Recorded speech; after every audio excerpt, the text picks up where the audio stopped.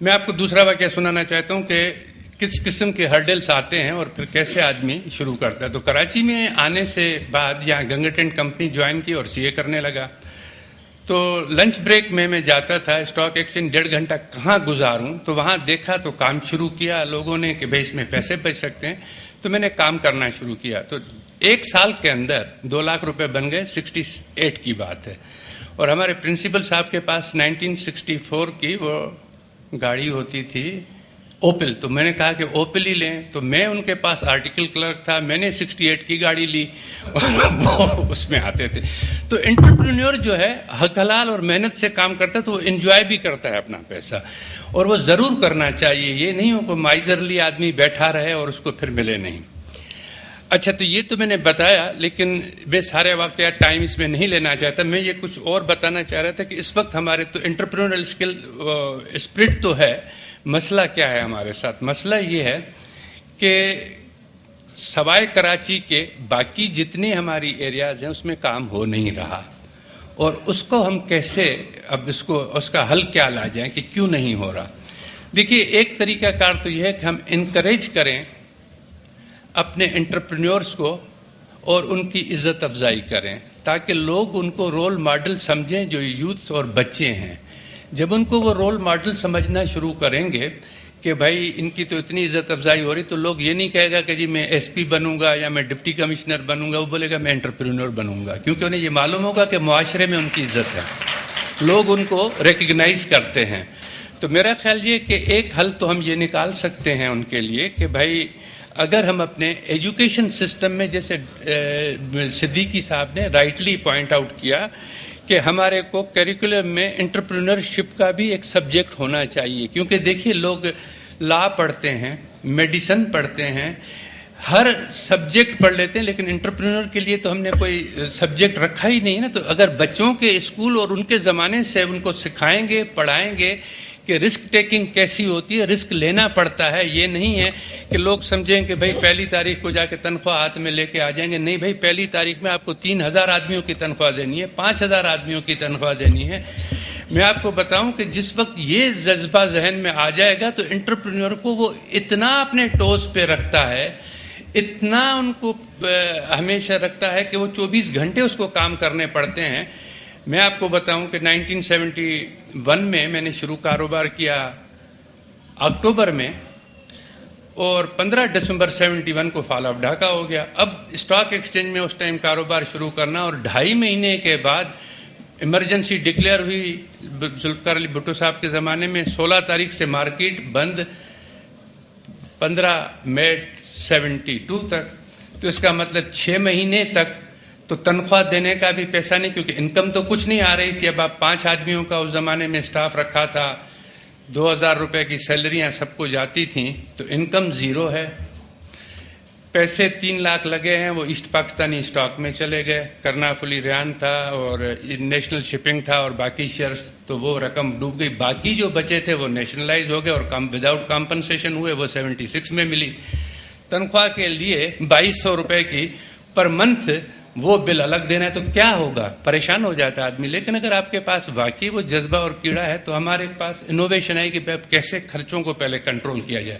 تو جیسے میں نے بتایا کہ 68 کی گاڑی بھی ہو, تو بھی میں نے امیڈیٹلی سوچا کہ بھائی وہ ہونڈا 50 میرے ڈسپیچر کے پاس ہے, اگر میں اپنی گاڑی کو بند کر دوں اور گھر رکھ دوں, حالانکہ اس زمانے میں پیٹرول جو ہے وہ 4 روپے گیلن تھا, تو یہ بند کر دوں تو یہ موٹر سائیکل پہ میں گھر جاؤں گا اور 50 cc پہ موٹر سائیکل پہ واپس آ جاؤں گا. دن کو وہ ڈسپیچر اپنا کام کر لے گا. تو اس میں کیا حرج ہے؟ سمجھ میں آیا؟ کوئی حرج نہیں. کم سے کم پیٹرول کے 3 روپے روز کے بچیں گے تو 90 روپیہ مہینہ بچے گا. اس طریقے سے سیونگ کرتے ہوئے ہم 6 مہینہ چلا رہے تھے. اب آپ کو ایک دوسری انٹرسٹنگ بات بتاؤں اسی صورت میں, تو میں 72 میں ہی 173 میں نیشنل شپنگ کارپوریشن اس زمانے میں ہوتی تھی, جو کہ سب سے بڑی کارپوریشن سمجھی, اس کا ڈائریکٹر ہو گیا تھا الیکٹڈ. تو جب ہماری پہلی میٹنگ آ رہی تھی تو اس دن پہلی میٹنگ کے لیے جانا تھا, تو 3 بجے کا ٹائم تھا. تو مجھے یاد آیا کہ گاڑی تو میرے پاس نہیں ہے, تو میں نے اپنے ڈسپیچر کو کہا کہ مجھے PNAC بلڈنگ چھوڑا, میٹنگ میں جانا ہے. تو وہاں انہوں نے ڈائریکٹر صاحب کو ریسیو کرنے کے لیے چیف پروٹوکال اور یہ وہ سب کھڑے ہوئے تھے مجھے ریسیو کرنے. تو میں 50 cc ہونڈا سے اترا, ڈسپیچر کے پیچھے سے بیگ اٹھایا, تو ایک صاحب نے کہا کہ جی آپ ہٹیں یہاں سے، وہ ڈائریکٹر صاحب آ رہے ہیں ہمارے. تو میں نے کہا بھائی میں ہی ہوں. تو اسے کہا تو جب آدمی انٹرپرینور ہوتا ہے تو اسے یہ فکر نہیں ہوتی، اسے یہ فکر ہوتی کہ مجھے ٹائم پہ پہنچنا ہے، کیونکہ گاڑی میری 1 گھنٹے کے بعد آ سکتی تھی. لیکن میں نے یہ سوچا کہ میں نے پہلے سے نہیں کہا کہ گاڑی تھی گھر پہ کھڑی ہوئی، میں پیٹرول بچانے کے چکروں میں روز ہوتا تھا، تو اس دن بھی نہیں لایا گاڑی. تو اس ٹائم خیال آیا جب میں نکل رہا تھا دفتر سے کہ گاڑی تو نہیں ہے. میں اگر لیٹ کراتا تو بھی یہ مصیبت ہوتی. تو ٹائم کی پابندی رکھنی ہے. دوسری 1-2 چیزیں جو انٹرسٹنگ یاد آتی ہیں اور ابھی بتا دیتا ہوں. وہ پرسوں ہماری ڈاکٹر مہاتر سے بات ہوئی اور انہوں نے ایک اچھی بات بتائی اور انٹرپرینورشپ پہ ہی بتا رہے تھے. انہوں نے کہا کہ ہم نے پوچھا کہ آپ نے اتنی بڑی نیشن بنا لی اور امہ کے اتنے بڑے لیڈر ہیں، 1 to 1 ہم لوگ بات کرتے، میری فیملی تھی اور وہ تھے، تو آپ مجھے یہ بتائیں کہ یہ کیسے اچیو ہوا. تو انہوں نے کہا کہ پہلی بات ایز اے نیشن تو میں آپ کو بتا دوں کہ 50% of over man power is women. تو یہ جب ہمیں یہ خیال آیا تو ہم نے یہ کہا کہ ان کے لیے ہمیں سب کچھ کرنا ہے. تو آج ان کی خواتین جو ہیں وہ فائٹر پائلٹس بھی ہیں، ان کی خواتین ایروناٹیکل انجینئرز بھی ہیں، اور وہ برازیل میں بھی کام کر رہی ہیں وہاں پہ، اور وہ انٹرپرینورشپ میں گیراجز میں ان کے نیچے اور انہوں نے اس طریقے سے سمجھایا کہ وہ گاڑیوں کے نیچے بھی کام کریں. ایوری فیلڈ میں وہ کام کر رہی ہیں. اگر آپ کوالالمپور ایئرپورٹ سے سٹی جا رہے ہیں تو 3 ٹول پلازا آتے ہیں وہاں پہ، اور تینوں ٹول پلازا پہ میں کل جب واپس آ رہا تھا تو ارلی مارننگ فلائٹ لینی تھی کیونکہ ڈائریکٹ نہیں تھی، تو 5 بجے ہم آ رہے تھے، اور تینوں ٹول پلازا پہ جو ٹول کلیکٹرز تھیں وہ بھی لیڈیز تھیں. تو جب ہم انٹرپرینورشپ بھی بنا رہے ہیں تو میری آفس میں ایکول اپرچونٹیز ہونی چاہیے، لیڈیز کو بھی اور جینٹس کو بھی. انٹرپرینور جو ہیں اس میں جب ہم سوچتے ہیں تو صرف مرد انٹرپرینور کو نہ سمجھیں، لیڈیز انٹرپرینور کو بھی سوچیں اور ان کو بھی انکریج کروانا ہے. تو یہ کرنے کے بعد یہ میں بتا رہا تھا کہ اسپرٹ بھی ہے، یہ بھی. اب ہم سولوشنز کی طرف ہیں. سولوشن یہ ہے کہ ہمیں ایجوکیشن جو ہے اس کو ایجوکیشن میں یہ سلیبس میں آ جانا چاہیے، انٹرپرینورشپ ایز این سبجیکٹ. جو انٹرپرینور ہیں ان کو ہمیں دینا چاہیے ایوارڈس، اور ان کو رول ماڈل بنا کے پیش کرنا چاہیے تاکہ لوگ ان سے انسپائریشن لیں اور وہ آ جائیں.